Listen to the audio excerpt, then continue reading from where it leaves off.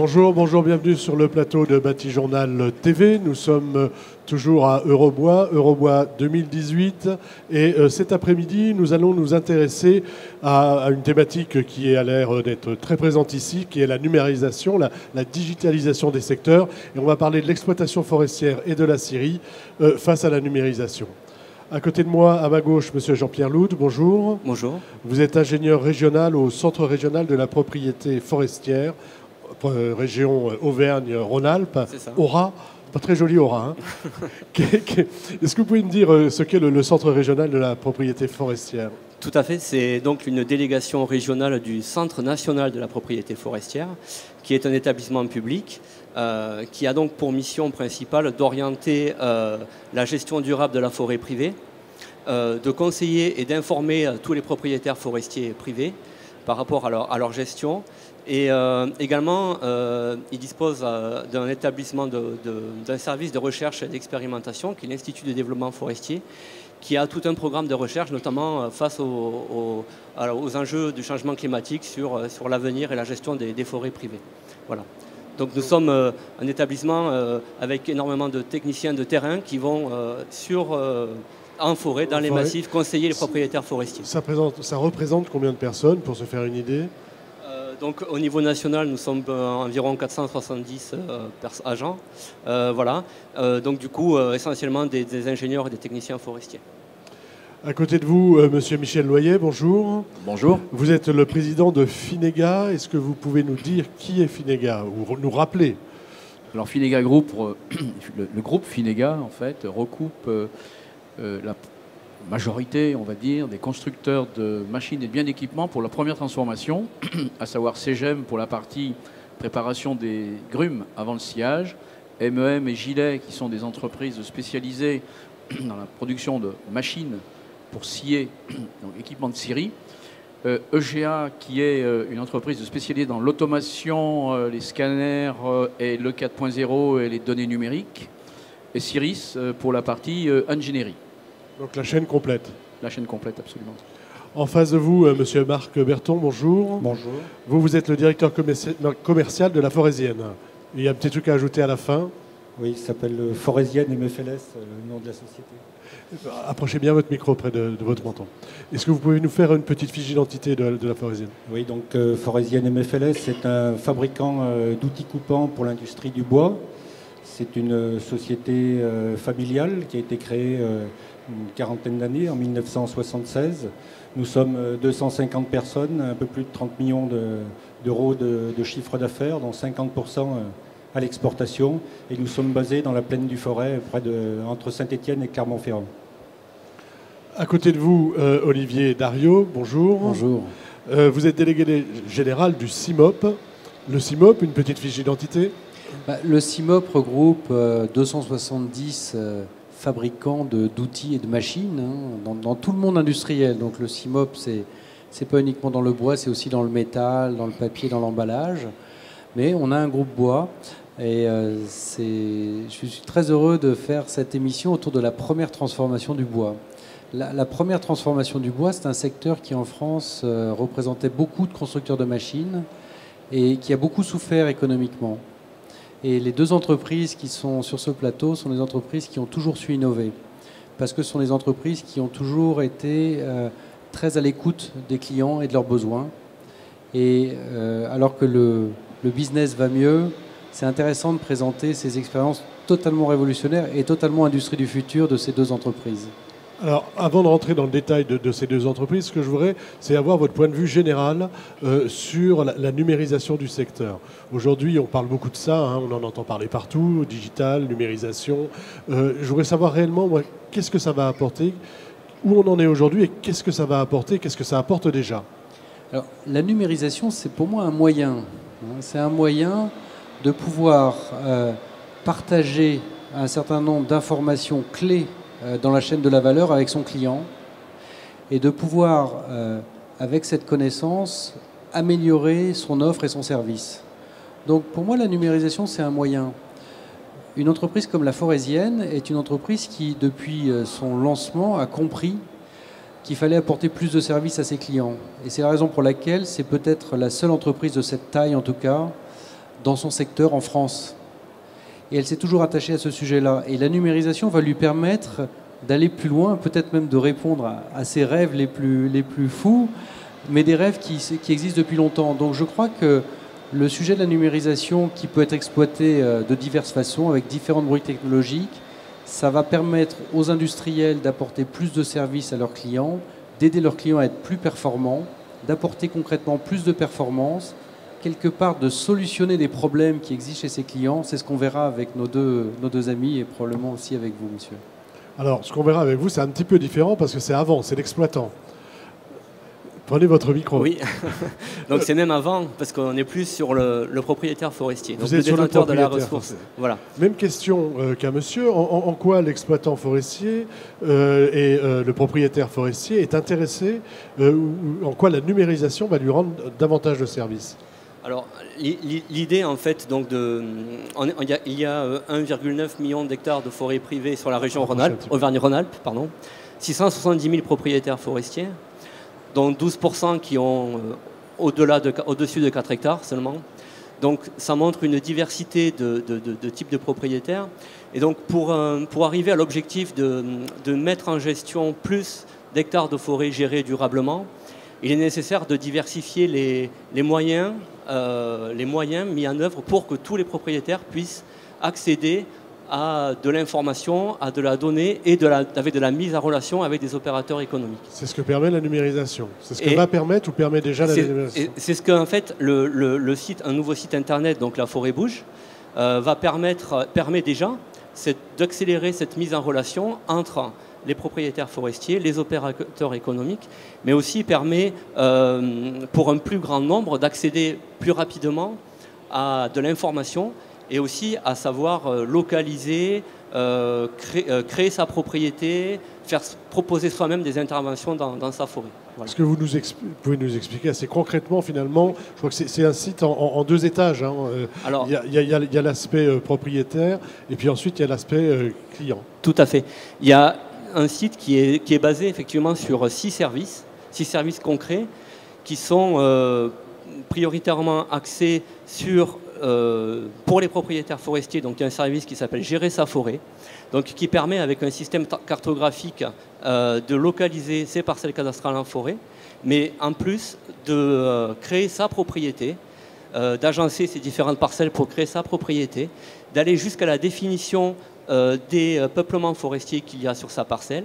S'il ne connaît pas suffisamment, il y a un outil pédagogique qui lui permet de décrire plus facilement quel type de peuplement il a, et qui va ensuite jusqu'à définir des opérations sylvicoles qui peuvent être des coupes ou des travaux. Et une fois qu'il est arrivé à ce stade-là, il peut, selon ses besoins, contacter directement une liste d'opérateurs économiques pour y répondre et avoir en direct des échanges, ce qui facilite en fait la prise d'information et les possibilités de contact avec les entreprises. Ça, c'est quelque chose qui devait exister avant d'une manière ou d'une autre. Et qu'est-ce qui fait qu'avec ce site, on va aller plus loin? On va plus loin parce que c'est cartographié. Donc ce qu'il faut comprendre, c'est que dans chaque service, il y a une cartographie qui localise très précisément les parcelles. Il s'agit de rentrer le numéro de sa parcelle cadastrale. Le site cible directement sur la parcelle cadastrale. Et ensuite, on peut afficher différentes couches cartographiques dessous, les photos aériennes, les données de l'IGN, etc. Et il y a également un service qui est un peu plus détaillé, c'est qu'il permet en un seul clic, on peut dire, d'évaluer toutes les démarches administratives qui sont associées à la localisation de la parcelle.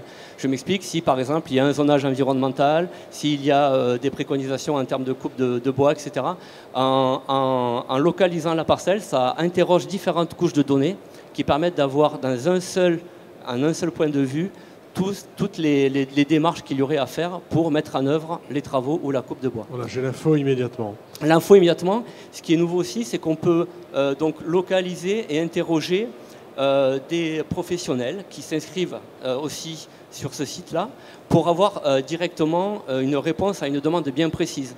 On sait qui peut répondre à telle ou telle demande du propriétaire. Voilà, c'est vraiment quelque chose qu'on va mettre en relation le professionnel avec le propriétaire pour pouvoir gérer au mieux sa parcelle. Pour accélérer la mise en relation entre les besoins et les offres possibles.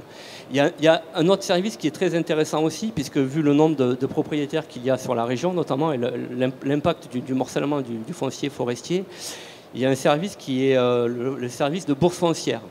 Ces services de bourse foncière permettent également, de façon géolocalisée, de faire savoir des offres de parcelles forestières en vente et de les localiser. Donc, c'est-à-dire que ça permet, par ce regroupement, indirectement de favoriser une mise en gestion durable des forêts, puisque certains propriétaires ne souhaitent plus gérer ces petites parcelles. Donc du coup, au lieu qu'elles soient endormies, elles peuvent être remises en gestion pour favoriser le regroupement du foncier forestier. Voilà, donc c'est vraiment un facilitateur. Hein. Tout à fait. Vous vouliez dire quelque chose, non, par rapport à ça? Non, je trouve ça fantastique parce qu'on était dans un secteur qu'on disait très traditionnel et puis là on s'aperçoit qu'il y a des solutions qui sont en train d'émerger et je trouve qu'on est effectivement en train de passer un cap et de tourner une page et d'aller vraiment dans un sujet qui est plein de richesses. Pour tous les intervenants d'ailleurs. Une dernière question sur le retour d'expérience que vous avez aujourd'hui, à la fois des propriétaires et puis des professionnels. Qu'est-ce qu'ils vous disent de ce site? Comment ils s'en sont emparés? Alors, ce site-là, en fait, pour vous faire un petit peu d'historique, il a été initié en Auvergne, donc avec un partenariat très fort entre le CRPF, l'interprofession, à l'époque Auvergne Promobois, maintenant Fibois, et également avec France Silva, donc, qui sont les représentants des propriétaires forestiers, parce qu'on a voulu travailler en équipe pour que tous les maillons de la filière forestière soient impliqués dans l'élaboration de ces sites internet. Pour que ça marche, il faut vraiment qu'il y ait cette implication. Il faut une implication. Voilà. Et on verra qu'après, je pense qu'il faut aussi l'implication des entreprises pour que ça marche. Et effectivement, après, donc, au fur et à mesure, donc, les entreprises, que ce soit les scieries, les exploitants, les gestionnaires, etc., se sont inscrits sur ce site-là. Aujourd'hui, il y a 315 entreprises qui sont référencées.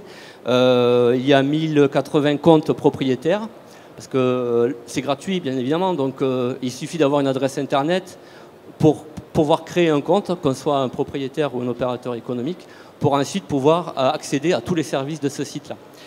Et je parlais des offres de vente. Actuellement, il y a 470 offres de vente qui sont sur le service. Et il y a déjà eu 90 échanges. Voilà. Donc c'est un site, non seulement on l'a mis en place, mais il fonctionne. Mais il fonctionne et il va se développer sur la partie Rhône-Alpine maintenant. Et il fonctionne tellement bien que donc, le ministère a repris cette idée-là au niveau national. Et va le développer dans toutes les régions et développer dans toutes les régions. Voilà. Donc avec l'intermédiaire de La Forêt Bouge. Allons voir ce site, La Forêt Bouge. Tout à fait. Monsieur Loyer, Scierie 4.0, qu'est-ce que c'est qu'une Scierie 4.0?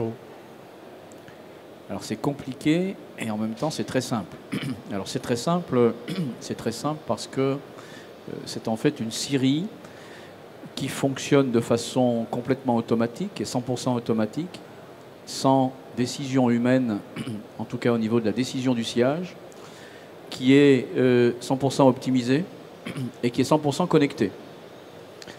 C'est une scierie dont toutes les machines sont connectées entre elles et toutes les machines ont embarqué un module d'intelligence artificielle.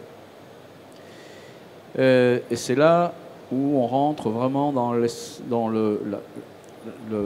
l'aspect complexe du 4.0. Mais ça, c'est l'affaire du constructeur, ce n'est pas l'affaire de l'exploitant.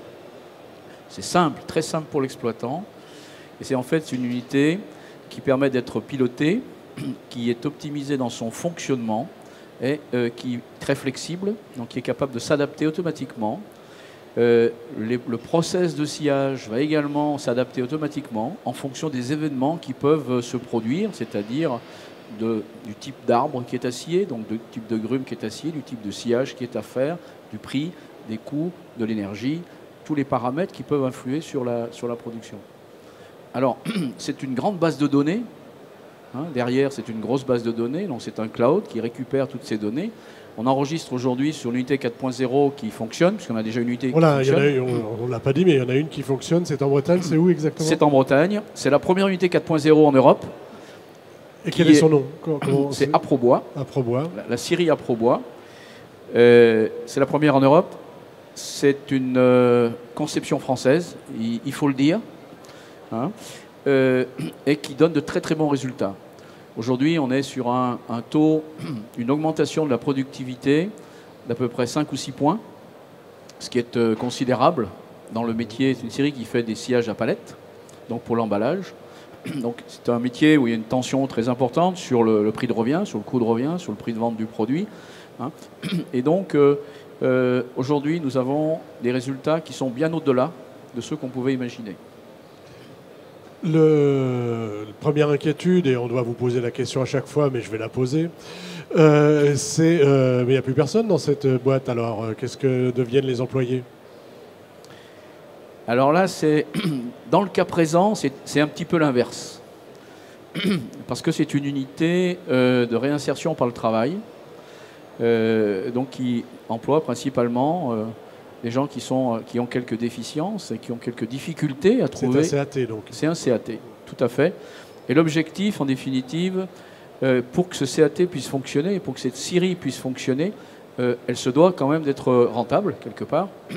Et donc, il fallait trouver un moyen de production qui soit indépendant d'une décision humaine, puisque là, on a quelques difficultés, justement, à prendre les bonnes décisions.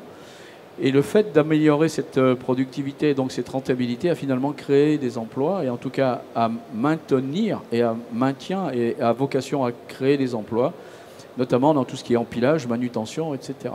Mais l'unité de production par elle-même est 100% automatique. Vous voulez réagir là-dessus? Oui, parce que en fait, il y a beaucoup de débats en France, hein, robotisation qui tue l'emploi, etc. Alors, oui, certes, peut-être. On ne va pas faire le débat là-dessus, mais c'est de toute façon la question qui est posée systématiquement. Et la réponse, c'est l'homme au centre. Et la réponse des entrepreneurs comme Aprobois, qui sont des PME dynamiques, c'est j'investis, je garde mes équipes et je recrute. Je voudrais voilà, quand même. Vous voulez aussi nous présenter quelque chose qui va avec. Hein. Voilà, quelque chose qui va avec, mais je voulais C'est ce qui permet de faire fonctionner, en fait. Tout à fait. Mais je voulais quand même rebondir sur l'aspect de l'emploi.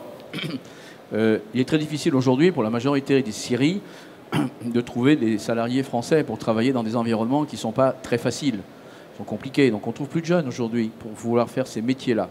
Donc la scierie 4.0, elle résout une partie de ces problèmes-là. On amène de la technologie, on amène et on va attirer de nouveau des jeunes. Des jeunes grâce à la technologie. Grâce à la technologie, des jeunes dans les scieries, mais des jeunes chez les constructeurs. Parce que les métiers, il y a quelques années, un constructeur de machines de scierie, c'était un constructeur qui brassait de la ferraille. On faisait des machines. Aujourd'hui, on ne fait plus de machines. Aujourd'hui, on vend un process, on vend une intelligence. Donc, il y a une vraie construction intellectuelle, si vous voulez, dans toute la démarche du travail. Et donc, ça permet à des jeunes de pouvoir s'identifier à un vrai projet. Un projet d'entreprise, mais également un projet pour nos clients. Et finalement, c'est beaucoup plus facile pour nous aujourd'hui de trouver des dessinateurs, des ingénieurs, des développeurs, des automaticiens, des gens de maintenance dans le cadre d'un projet de scierie 4.0. Alors, rapidement sur l'intelligence qu'il y a dans votre scierie, dans cette scierie. Alors, la scierie 4.0, si vous voulez, c'est la base de l'unité complètement automatisée. La première des choses, c'est que les machines sont interconnectées entre elles et elles sont intelligentes. C'est-à-dire que chaque machine va pouvoir analyser son propre fonctionnement. Et donc on remonte aujourd'hui à peu près 5000 données par minute. Donc ces données sont stockées via un cloud dans un big data, ce qu'on appelle un big data, une grande base de données. Et donc le traitement de ces informations est réalisé par l'intermédiaire d'un service chez nous qui s'appelle OSIA, qui comprend en fait 5 modules, dont un module de reporting, bien entendu. Donc là, c'est pour donner les clés, évaluer les performances, qui permet d'évaluer les performances de l'installation et donner tous les paramètres, en définitive, à l'exploitant. Un module service, et là, c'est un gros développement. Demain, c'est la maintenance prédictive, qui est dans ce module-là. Un module énergie, donc ça, c'est un point clé. L'industrie, la scierie, c'est une industrie lourde, qui est très consommatrice d'énergie, si vous voulez. Et donc, c'est un module qui cherche à optimiser la consommation d'énergie. Un module coaching, c'est un module qui va aider le client à prendre les bonnes décisions. Et un module vidéo, qui est un module qui permet de garder un œil sur son outil de production, même si on n'a pas les pieds dans la scierie, ça permet de savoir exactement ce qui s'y passe. Merci beaucoup pour ce descriptif et je passe tout de suite la parole à monsieur Marc Berton. Donc vous, qu'avez-vous mis en place et comment avez-vous numérisé, si j'ai bien compris, un service, c'est ça? Alors, ou est-ce que je dis une bêtise? Voilà, on n'est pas complètement à la numérisation, on va y arriver. Nous, on a développé depuis une dizaine d'années des outils pour la scierie, pour la première transformation, des outils beaucoup plus performants que ceux qui étaient utilisés jusqu'à présent, des outils qui ont une tenue de coupe de 5 à 10 fois supérieure. Et on a commencé à commercialiser nos outils classiquement. On vend nos outils, on vend l'entretien qui va avec, à l'unité. Et puis on s'est aperçu que ces outils-là, ils étaient difficilement, c'était quasiment impossible par l'utilisateur de les maintenir. Donc on a créé une notion de service pour entretenir ces outils, les ramasser, les remettre en état, les relivrer. Et puis on s'est aperçu que cette fonction, on pouvait carrément la sortir de l'unité de sciage, en faire une fonction à part entière. Donc plutôt que de vendre les outils, vendre notre service, on vendait l'usage de ces outils, un coût à l'année qui permettait à l'utilisateur de dire bon ben voilà, je travaille 2 équipes par semaine, 47 semaines par an. Donc j'ai besoin, on donnait un petit calcul, disait vous avez besoin de tant de lames, de tant de services. Et on a vendu cet usage. Actuellement, on vend cet usage au mois, on va dire. Et on a beaucoup de clients qui ont adhéré à ce système. Donc là, on leur a permis d'aller beaucoup plus loin dans leur productivité. Et la numérisation aujourd'hui, la scierie 4.0 qu'évoquait Michel Loyer, elle nous intéresse beaucoup parce qu'elle va nous permettre d'avoir des données personnalisées sur chaque machine, dans chaque scierie. Et là, c'est-à-dire que vous allez vous intégrer dans ce système-là pour aller plus loin dans la gestion des lames, c'est voilà, ça hein? Voilà. Donc on pourrait récupérer les données de puissance, les données de déviation, les données d'état de surface, pour pouvoir optimiser les outils et en tirer encore bien meilleure partie, plutôt que de faire une donnée un petit peu générique. On sait qu'on peut en améliorer peut-être 10, 15, 20% et faire des outils encore plus personnalisés et plus performants. On est dans le cadre de la maintenance prédictive dans ces cas-là ou on est sur autre chose? Oui, ça pourrait être ça dans un second temps. Dans un premier temps, il va y avoir une phase quand même de développement, d'adaptation. Et nous, dans nos bureaux de recherche, nous avons tous les éléments pour pouvoir aller plus loin en termes de définition de l'outil, de qualité des matériaux employés, acier, carbure. Nous avons tout à disposition. Ce qu'il nous faut maintenant, c'est créer l'interconnectivité avec les unités de sciage. Alors, si des produits comme celui qui vient d'évoquer sont développés, ça sera très bien, on pourra se connecter là-dessus. Si on doit nous-mêmes mettre des platines d'acquisition de données, on va aller vers ça et on est en train de se structurer pour faire ça déjà au niveau national et puis ensuite pour pouvoir l'exporter parce que notre but ultime c'est quand même de faire un concept général qu'on pourra exporter au-delà de nos frontières, même très loin de nos frontières. En avez-vous, j'imagine que vous avez déjà discuté avec vos clients, avec certains de vos clients en tout cas, de ce que vous voulez mettre en place. Comment ils le reçoivent? Comment eux le voient, ce changement? Eh bien, aujourd'hui, on communique avec certains de nos clients privilégiés, ou plutôt avec des clients avec qui on a certaines opportunités. Actuellement, en Allemagne, on a une scierie qui coupe avec nos lames de scie au mètre cube scié. C'est-à-dire que c'est une confiance que nous avons. Nous n'avons pas l'acquisition de données, mais nous avons la confiance avec notre client. C'est-à-dire que chaque fin de semaine, chaque fin de mois, il nous donne son relevé de sciage et il nous dit voilà, là, ce mois, j'ai fait X mètres cubes sur ma scie numéro 1, X mètres cubes sur ma scie numéro 2 et on lui facture en fonction des mètres cubes qu'il a pu sortir. Donc c'est une sorte de partenariat qu'on espère pouvoir développer beaucoup plus largement dans le futur. Et la numérisation va vous le permettre. Voilà, la numérisation va nous permettre de pouvoir suivre ça et de surtout aller beaucoup plus loin dans le développement de l'outil. C'est ce que nous cherchons en premier lieu. Alors, on a un peu dépassé le temps qui nous était imparti, donc je vais vous demander à chacun une petite conclusion rapide et on va commencer par vous sur cet aspect 4.0 ou numérisation, enfin tous les services que ça peut rendre et puis peut-être parler un peu des peurs aussi et de dire que finalement, il ne faut peut-être pas avoir si peur que ça. Oui, je pense que de toute façon, c'est un mouvement qui ne va pas, qui est porté par une technologie et donc cette technologie, de toute façon, elle va s'imposer. Mais je trouve que ce qui est intéressant avec ces deux entreprises, qui sont des entreprises de taille PME, qui sont très exportatrices, c'est que finalement, elles expriment bien le génie de l'industrie. Qu'est-ce que c'est que l'industrie? C'est de trouver des solutions à des problèmes complexes, que cette solution soit mécanique, mécanicienne ou qu'elle soit digitale. Peu importe en fait. Et par le digital, ces deux entreprises sont en train de résoudre des problèmes pour leurs clients. Alors peut-être que c'est un vrai changement dans la transaction avec le client, mais si le client, et c'est ce que j'en suis convaincu qu'il va arriver, si le client se rend compte que ça crée de la valeur pour lui, il va l'accepter. C'est la question que je vais vous poser, puis ce sera peut-être votre conclusion, mais je voudrais savoir, vos clients, vous êtes en train de leur prendre leur valeur ajoutée? Non, pas du tout. Notre but est d'essayer de rendre nos clients beaucoup plus performants, beaucoup plus productifs. Leur métier, c'est le sciage, c'est le bois. Notre métier, c'est l'outil, c'est de leur mettre à disposition des outils les plus performants possibles. Voilà, donc normalement, il n'y a pas de... Non, je pense que c'est gagnant-gagnant. C'est gagnant-gagnant, absolument. C'est pour ça qu'on doit aller vers une interconnectivité, vers un vrai partenariat avec nos clients.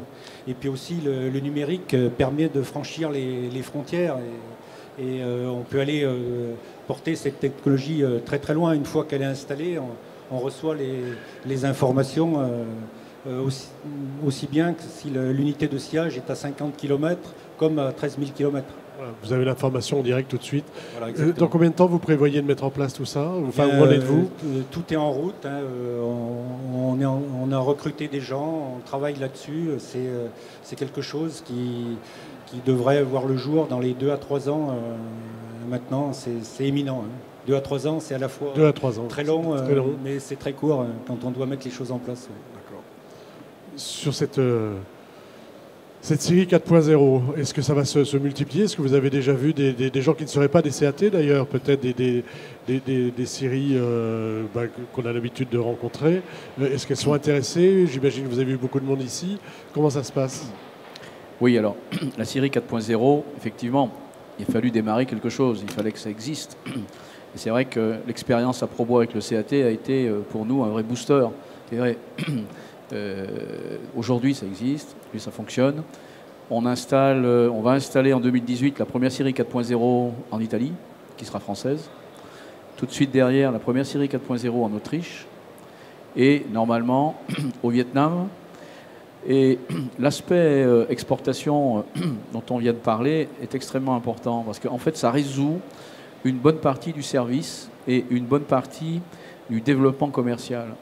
Lorsqu'on vend une scierie à l'exportation, et nous on fait beaucoup d'exportation, on en a en Australie, en Tasmanie, au Japon, on est tout de suite confronté à la barrière de la langue. Alors bien sûr, tout le monde parle anglais, sauf que le japonais ne parle pas anglais facilement, hein, le chinois encore moins, et le russe non plus. Donc ça rend tout de suite les choses un petit peu compliquées, notamment pour le service. Donc c'est un frein, la langue est un frein à la vente. Là, le 4.0, nous sommes connectés. Quelle que soit la langue, nous n'avons pas besoin de discuter avec le client pour savoir exactement ce qui s'y passe. Et nous pouvons ainsi faire des opérations, ce que j'appelle chirurgicales, point par point, aller traiter un point très particulier sans avoir cette barrière de la langue. Donc c'est un vrai booster de développement et tous nos clients à l'étranger qui veulent acheter et qui ont acheté aujourd'hui 4.0 l'ont fait justement aussi par rapport à cette problématique. Cette problématique-là. Merci. Et donc, vous aurez le mot de la fin sur cette numérisation du secteur. Vous voyez qu'on va très loin. Hein. Donc, votre sentiment un petit peu sur tout ce qui vient de se raconter. Oui, enfin, sur la partie nouvelle génération de propriétaires forestiers, je pense que c'est intéressant de les inciter justement à mettre plus en gestion leur forêt. Donc les nouveaux outils numériques, notamment des sites internet, vont sûrement les capter un peu plus avec ces nouveaux outils qui sont rapides, faciles d'accès et qui apportent directement des informations et ce dont on a besoin. Donc ça, c'est vraiment l'objectif de ce site-là. La forêt bouge aussi. C'est d'intéresser les nouvelles générations de propriétaires à améliorer la gestion de leur forêt. Merci messieurs, merci d'être venus sur le beaucoup. plateau de Bâti Journal Merci TV. Donc une émission à revoir sur notre site Bâti Journal TV et à revoir également sur les sites de nos partenaires Eurobois 2018 et France Bois Forêt. Merci à vous.